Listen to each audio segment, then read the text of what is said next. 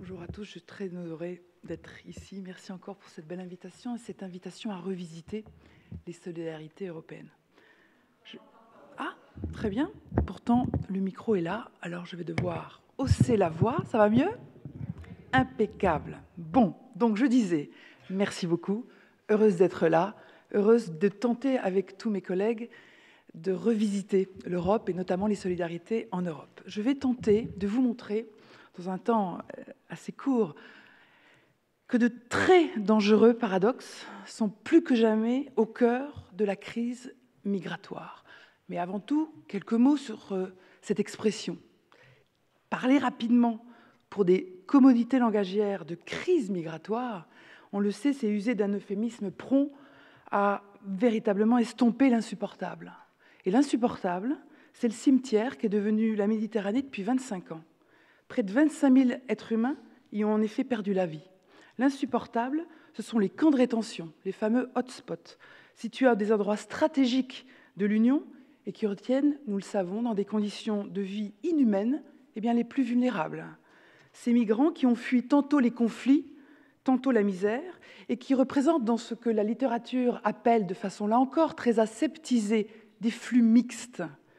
Autrement dit, des flux de personnes qui réunissent tantôt des demandeurs d'asile, susceptibles d'obtenir le statut de réfugié, tantôt des migrants économiques qui, devant les restrictions posées à l'immigration légale, décident, en désespoir de cause, d'opter pour la voie de l'illégalité pour entrer sur le territoire européen, risquant, on le sait, leur intégrité physique sur les routes de l'exil, notamment s'ils passent par la Libye, qui est un véritable enfer sur terre, où l'esclavage, vous en parlez à l'instant, chers collègues, a repris ses droits. Je dis repris ses droits parce que le formidable historien Tidiane Diaye, dans son ouvrage « Le génocide voilé », a merveilleusement démontré que l'esclavage par les tribus arabo-musulmanes à l'endroit des populations subsahariennes s'est développé pendant 12 siècles. Alors, ce drame migratoire, comme il conviendrait mieux de le nommer, il est donc au cœur de très dangereux paradoxes. Et ces paradoxes, qui se manifestent en autant d'injonctions contradictoires, c'est le titre de mon intervention, des injonctions contradictoires qui obstruent la construction réfléchie d'une politique migratoire constructive. Et ces injonctions contradictoires sont en germe à la base de ce que pourrait être une véritable désintégration européenne, pour ne pas dire une dislocation du projet intégratif. Il y a lancé, on le sait, M. Supiot le rappelait, il y a plus de 60 ans, par des visionnaires quand même que l'on pourrait appeler des visionnaires réalistes. Or, cette funeste perspective, c'est-à-dire la dislocation du projet intégratif, ne doit pas du tout être prise à la légère quand on sait que le monde est aux prises de forces et de logiques disruptives depuis la chute de l'Union soviétique en 1991, c'est-à-dire à peu près un peu moins de 30 ans, quand on sait aussi que la déconsolidation de la démocratie, pour reprendre une expression qui fait florès outre-Atlantique, est à l'œuvre un peu partout sur la planète, et notamment en Europe. Donc si des démocraties établies peuvent se déconsolider, peuvent se disloquer, peuvent se déliter, il en va évidemment a fortiori pour l'Union européenne. Elle peut se désintégrer et évidemment le Brexit en est un de ces signes les plus flagrants. Alors le problème, c'est qu'aujourd'hui, il n'y a plus aucune vision à long terme et c'est le problème numéro 1. Le réalisme ou le pragmatisme sans vision, c'est tout simplement la destruction. C'est ce à quoi nous assistons aujourd'hui et seul un sursaut absolument inouï pourrait permettre à cette construction européenne de reprendre son sens. On assiste à une réelle politique qui est basée sur la peur de l'autre, et l'instrumentalisation de cette peur. Et cela amène aux catastrophes. Ce que Pascal Horry, dans un essai absolument magistral, publié en 2017, de la révolution populaire à la radicalité populiste, démontre avec un brio hors norme. Alors, ces injonctions contradictoires qui traversent le drame migratoire sont très nombreuses et d'inégale intensité. La plus évidente d'entre elles, très bien mise en perspective par les deux interventions précédentes, c'est l'opposition entre des valeurs proclamées et affichées dans le droit primaire de l'Union, ce qui constitue le traité. D'un côté, c'est l'injonction du droit saisi par les valeurs et leur négation, pour ne pas dire leur reniement dans la pratique, de l'autre. Cette pratique naît de ce que l'on appelle dans le jargon européen le droit dérivé, le droit né sur la base des traités, du traité. Autrement dit, c'est l'injonction de la sécurité saisie par la politique du législateur européen et la politique jurisprudentielle du juge européen, la Cour de justice de l'Union européenne. Et ici, c'est l'injonction de l'Europe forteresse, dont on sait qu'il s'agit d'une expression qui est arrivée dans la rhétorique européenne dès les années 90. Donc à cette rupture radicale, à cette injonction contradictoire que j'appellerais existentielle, valeur versus sécurité, et au sein des valeurs, la solidarité est censée être au cœur, eh bien s'ajoute, se superpose, s'entremêle une infinie variété d'autres types de ruptures qui ne participent pas à penser efficacement la confection rationnelle, c'est-à-dire non basée sur les peurs et l'instrumentalisation de ces peurs, d'une politique positive migratoire. Et ce que je veux rappeler, c'est une évidence, mais c'est très important, c'est que ce qui est fondamental de dire, c'est que l'Union, ce n'est certainement pas un bloc monolithique. Elle est faite d'institutions aux fonctions et légitimités différentes, et de même en leur sein, les acteurs peuvent agir de façon opposée et contradictoire. Surtout, l'Union, ce n'est pas qu'une somme d'institutions, Commission, Parlement, Conseil, c'est également un agrégat d'États qui eux-mêmes ne sont pas monolithiques. Ils sont logiquement traversés par des intérêts divergents, des logiques éparses qui se manifestent à travers l'action de différents protagonistes. Donc le tableau des injonctions contradictoires, l'injonction existentielle, solidarité versus sécurité, et les injonctions subalternes qui en dérivent, n'est pas du tout aisé à adresser, car il est complexe. Et on sait que la complexité dans l'analyse, aujourd'hui, n'est pas la priorité du discours ambiant. Alors ce kaléidoscope des ruptures laisse avoir l'hétérogénéité en matière migratoire et non pas le commun, le repli sur soi national, pour ne pas dire nationaliste, et non le sentiment d'appartenance à un ensemble commun. Et c'est ce qui est évidemment le plus dangereux. Alors, je vais tenter donc de vous présenter en deux temps ce que j'ai appelé l'injonction contradictoire existentielle, solidarité versus et contre sécurité, de laquelle découlent des injonctions contradictoires subalternes, tant celles mises en œuvre à l'intérieur de l'Union par le législateur et le juge, que celles qui proviennent de l'extérieur de l'Union et qui font référence à ce que M. Puyot tout à l'heure a appelé le Conseil de l'Europe, c'est-à-dire dans le Conseil de l'Europe, il y a un autre juge, qui est le juge de la Convention européenne des droits de l'homme, le juge dit de Strasbourg, et qui, de l'extérieur de l'Union, faite de 27 plus 1 État, eh bien, vient tenter d'améliorer la situation, mais en réalité avec des effets extrêmement limités. Alors, quelques mots sur l'injonction contradictoire existentielle. D'un côté, la solidarité est clamée, de l'autre, elle est niée, pour ne pas dire reniée. La solidarité est clamée, oui, parce qu'elle est en fait à la base existentielle du projet intégratif. Et effectivement, même s'il y a toujours eu plusieurs visions de l'intégration européenne, comme le rappelait M. Suppiot à l'instant, l'une caractérisée par exemple par Aristide Briand en 1929, qui pensait la solidarité dans un sens politique venant d'en haut. La solidarité devait être politique pour générer ce qu'il a appelé dans ce très beau discours prononcé à la Société des Nations en 1929, un lien fédéral. Elle s'est aussi toujours opposée à ce que Robert Schuman, dans son texte fondateur, a appelé les solidarités de fait, qui devaient générer des solidarités de production. Et cette opposition entre solidarité politique pensée en 1929 et cette solidarité économique imaginée et mise en œuvre par la suite, après la Deuxième Guerre mondiale, en fait, a toujours été au cœur de la première rupture en fait, du système. Alors, la solidarité politique, comme elle n'a pas été prise à bras-le-corps dans les traités fondateurs, elle est quand même apparue tout doucement au fil de l'intégration communautaire. Et aujourd'hui, elle trône à plusieurs endroits du droit primaire. C'est censé être, article 2, deuxième phrase du traité sur l'Union européenne, un élément majeur des sociétés européennes qui sont constitutives de l'Union. Elle est censée être, préambule de la Charte des droits fondamentaux, le socle fondateur de l'Union. Elle est censée être au fondement de l'Union. Et puis elle irrigue en effet des politiques particulières, la cohésion économique et sociale, la politique sociale et, article 80 du traité sur le fonctionnement de l'Union européenne, eh bien, la politique migratoire.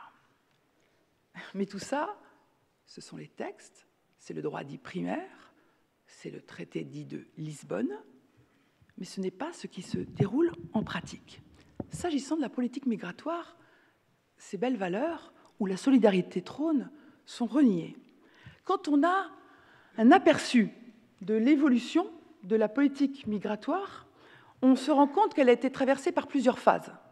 Première phase, marquée par l'intergouvernementalisme, c'est la coopération politique européenne. Deuxième phase, elle se déroule en dehors des traités, c'est l'espace dit Schengen. Troisième phase, c'est sa communautarisation par le traité d'Amsterdam. Quatrième et cinquième phase, c'est l'externalisation de cette politique migratoire et c'est sa militarisation, comme le démontrent absolument tous les spécialistes.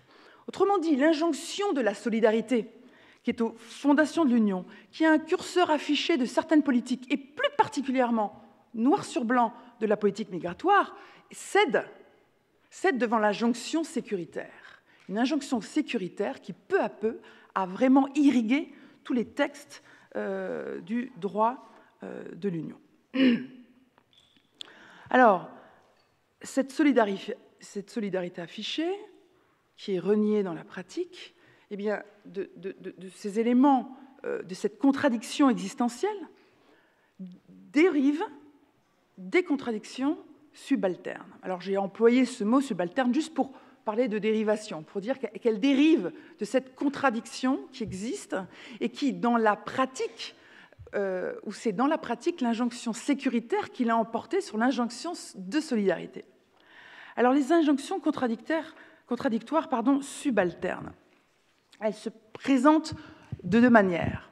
Elles sont tout d'abord internes à l'Union et externes à l'Union. S'agissant des contradictions internes à l'Union, je veux essayer de dire ici, de démontrer que tant dans les textes, dans la législation de l'Union, telle que forgée par les institutions qui ont en charge le processus législatif, que dans la jurisprudence, il y a des contradictions majeures et que ces contradictions ont tout simplement abouti à ce à quoi nous assistons aujourd'hui. Si on a égard à la troisième phase de la politique migratoire, caractérisée par ce que l'on appelle dans le jargon européen la communautarisation, elle devient une politique commune de l'asile, on a affaire à plusieurs textes. Et dans la première génération de textes, on découvre qu'il y a des concepts extrêmement intéressants, positifs, qui peuvent faire primer la solidarité, puis que d'autres sont un peu plus négatifs. C'est le jeu des négociations dans le processus législatif, concepts beaucoup plus négatifs qui peuvent, là encore, faire pencher la balance vers la sécurité. Concept positif, protection subsidiaire, protection temporaire. Protection subsidiaire a pour objet de pallier des déficiences propres au droit international de l'asile tel qu'il se présente dans la Convention de Genève sur le droit des réfugiés. Protection temporaire, c'est une idée intéressante pour faire face à, soudainement, un afflux qu'on considère massif de migrants et d'essayer d'arriver à les protéger temporairement. Alors on se dit que potentiellement, c'est intéressant. Sauf qu'évidemment, ces concepts s'opposent à d'autres, comme pays tiers sûrs, comme pays d'origine sûrs, qui sont évidemment porteuses Ces notions sont porteuses de subjectivité, d'instrumentalisation potentielle, et n'ont pas du tout participé à l'effectivité du système. Mieux, ont mis en place toute une série de règles procédurales diminuant considérablement les garanties des migrants. Et dans ce contexte, pour vous montrer à quel point ces notions sont dangereuses, le Conseil d'État grec, dans une décision du 22 septembre 2017, a tout simplement considéré qu'un pays tiers sûr pouvait être la Turquie, avalisant, ce faisant, la déclaration conjointe adoptée par l'Union européenne et la Turquie pour considérer que la Turquie était un pays tiers sûr où l'on pouvait retenir les migrants, la Turquie de M. Erdogan. Alors, ça, c'était la première génération de textes. Dans une deuxième génération de textes concernant l'asile, car la première avait démontré son efficacité, on a voulu créer véritablement un régime d'asile européen commun. Et là encore, c'est ce que l'on a appelé le paquet asile, le système Dublin III, qui est malheureusement tous les jours au cœur de l'actualité, qui a démontré l'incurie du système. Et pour le dire très clairement, la négociation de ce paquet asile a été telle, sur la base affichée d'une volonté de la Commission européenne de répartir plus équitablement les charges et les responsabilités des États européens pour accueillir les migrants, si ça partait d'un bon sentiment, où la solidarité était au cœur, dans la pratique, qu'est-ce qui s'est passé? Dans la pratique, on connaît tous cette histoire, c'est que c'est le pays sur le territoire duquel les premiers arrivants arrivent qui doivent demander l'asile et y rester. Autrement dit, dans la négociation du paquet asile Dublin III, les pays du Nord, en négociant, le pays du Nord de l'Europe, en négociant cette législation, ont très clairement, mais sûrement, repoussé la solidarité vers les pays du Sud. Et ça, il faut le dire. Et donc, il y a une responsabilité politique majeure, pas de l'Union, de la manière dont le droit de l'Union a été fabriqué, dans la manière dont ce droit de l'Union a été instrumentalisé par les pays du Nord, qui étaient prompts à faire assurer, comme on entend dans la presse, le fardeau par les pays du Sud. Et ces errements dans cette réglementation, nous les voyons tous les jours. Ça, c'est pour les contradictions législatives. Il y a les contradictions jurisprudentielles. Ce n'est pas le tout d'adopter directives, règlements, paquets asile. Le droit de l'Union est aussi fabriqué en continu par le juge, qui vient l'interpréter, et qui l'interprète en pouvant le rendre plus progressiste ou au contraire en retenant cette progressivité, en faisant primer la solidarité ou au contraire en faisant primer la sécurité. Et à quoi a-t-on assisté? Le juge de l'Union, c'est-à-dire la Cour de justice de l'Union européenne sise à Luxembourg, a été tout d'abord très libéral s'agissant de l'interprétation de la protection qui devait être allouée aux migrants. Et elle a interprété de façon libérale donc la protection subsidiaire, qui était au cœur d'une mécanique technique complètement insupportable. Et devant l'inanité de la rédaction des textes, elle a fait primer des protections plus effectives. Je renvoie ici à un arrêt très important, l'arrêt El Ghafaji de 2009, rendu sur la base des conclusions conformes de l'avocat général Miguel Poyares Maduro, qui a fait primer, par exemple, une vision positive de la protection subsidiaire. Donc elle a été libérale sur le fond, mais dans le même temps, elle était très restrictive sur toutes les garanties procédurales accordées aux migrants, sur le droit au recours ou sur encore le droit d'être entendu. Et puis surtout, dans sa tâche, là c'est sa tâche d'interprétation, mais dans sa tâche d'évaluation de la validité du droit de l'Union, elle a tout simplement baissé les bras. Dans un arrêt du 6 septembre 2017, je n'ose le qualifier, car mes mots seront assez durs, seront trop durs, elle a baissé les bras. Il lui était donné d'évaluer une décision prise en urgence en 2015 par les institutions européennes pour participer à ce que l'on appelle la relocalisation des migrants. Voyant l'incurie du système Dublin III, Le poids mis à la charge de la Grèce ou de l'Italie, il a enfin été décidé de relocaliser de façon équitable au sein des États européens plusieurs milliers de migrants. Cette décision a été attaquée en annulation pour être donc invalidée par plusieurs États dits du groupe de Visegrad, États de l'Est. Et alors qu'au moment où la Cour a rendu son arrêt en 2017, sur la base d'une décision adoptée en 2015, elle savait, que ces États qui avaient attaqué en annulation la décision n'avaient absolument pas accepté sur leur territoire un seul migrant pour qu'il soit relocalisé. Donc la Cour était au courant de l'échec. Au lieu de cela, qu'a-t-elle fait? Il ne lui restait donc plus que les valeurs à défendre, autrement dit la solidarité.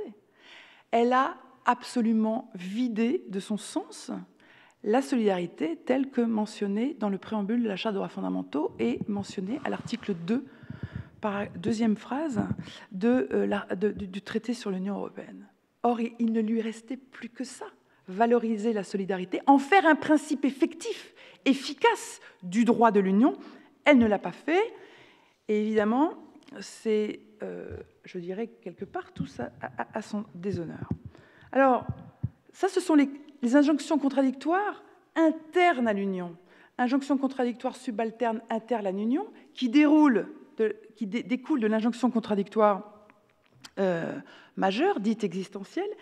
Il y en a d'autres qui proviennent du monde du Conseil de l'Europe, qui proviennent de la Cour européenne. La Cour européenne des droits de l'homme, dont le rôle est de faire primer la protection des droits, a été un aiguillon très intéressant pour invalider et mettre en évidence les aberrations et l'aporie du système Dublin III qui fait peser la charge, le fardeau, comme l'on dit, de la réception, de l'accueil des migrants uniquement sur la Grèce et l'Italie. Et sur la base d'un dialogue des juges assez intéressant entre Cour européenne des droits de l'homme et Cour de justice de l'Union, la Cour européenne était en mesure de faire avancer les choses. Et le juge de l'Union a revu de façon un peu plus positive sa jurisprudence. Mais au bout du compte, en dépit de cet aiguillon positif venant de l'extérieur qui faisait primer la protection des droits, qui confronté au principe de confiance mutuelle qui irrigue le système commun de l'asile, a fait primer les conditions dignes de détention dans les centres de rétention en Grèce ou en Italie, ces quelques réussites jurisprudentielles qui ont débouché sur quelques améliorations jurisprudentielles de la part du juge de Luxembourg n'ont pas été très importantes. Elles n'ont eu lieu qu'à la marge. Et c'est bien le problème. Et il y a, face à cette injonction, confiance mutuelle versus conditions dignes de détention, qui est venue de Strasbourg, il y en a une autre qui apparaît dans la jurisprudence, qui est d'un côté refoulement massif des migrants, orchestré par certains États membres de l'Union, et au premier chef, je pense, à l'Espagne, dans une affaire récente, qui s'oppose au respect des garanties procédurales des migrants. Dans un arrêt très intéressant d'octobre 2017, la Cour européenne des droits de l'homme, dans l'arrêt ND et NT contre Espagne, a valorisé face à la politique mise en place dans les enclaves espagnoles de Ceuta et Melilla, en Afrique du Nord, une politique terrible d'enclavement des migrants afin qu'ils évitent de passer les murs de barbelés érigés par l'Espagne pour qu'ils arrivent sur ces enclaves espagnoles au cœur du territoire nord-africain.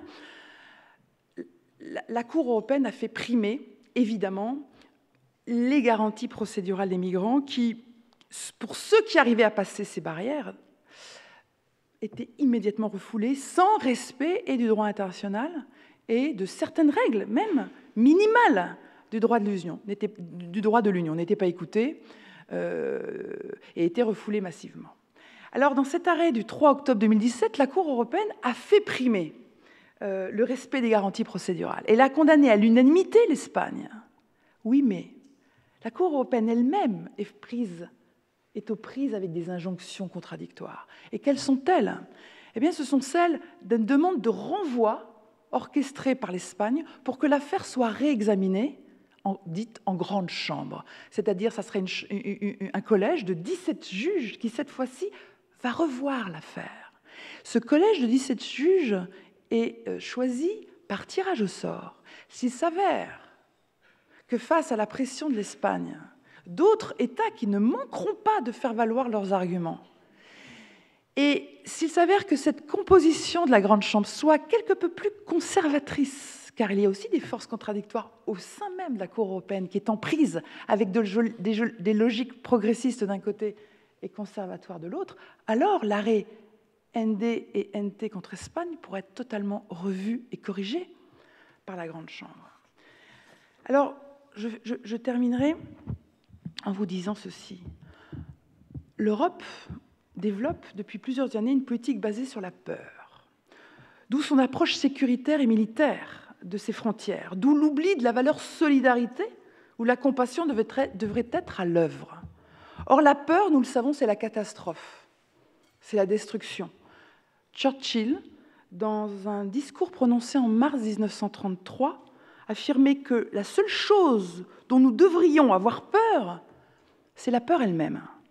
Alors, à quand un sursaut de conscience, de rationalité empathique, afin de construire une politique européenne imaginative, qui propulserait réellement l'Union dans une dynamique d'acceptation et de valorisation de l'arrivée et de l'intégration sur son espace, sur son territoire des migrants? À quand des injonctions constructives qui prendraient en compte un élément que tous les hommes politiques européens connaissent? Cet élément, c'est qu'en 2035, le nombre de jeunes Africains en âge de travailler excédera le reste des autres jeunes dans la même situation de par le monde. La situation, c'est qu'en 2050, un être humain sur 4 sera africain. Les ponts entre l'Afrique et l'Union européenne, entre l'Union africaine et l'Union européenne, entre l'Afrique et l'Europe, doivent être établis, réétablis, en pensant ces profonds changements de paradigme. Et il faut que l'Europe accepte qu'elle n'est plus une terre de départ, qu'elle n'est plus une terre de colonisation, qu'elle n'est plus une terre de grande découverte, où elle partait de par le monde explorer la planète, et qu'elle doit fondamentalement se penser comme un continent d'immigration. Alors, cette révolution, elle est politique, elle est juridique, mais elle est surtout mentale et culturelle. Je vous remercie.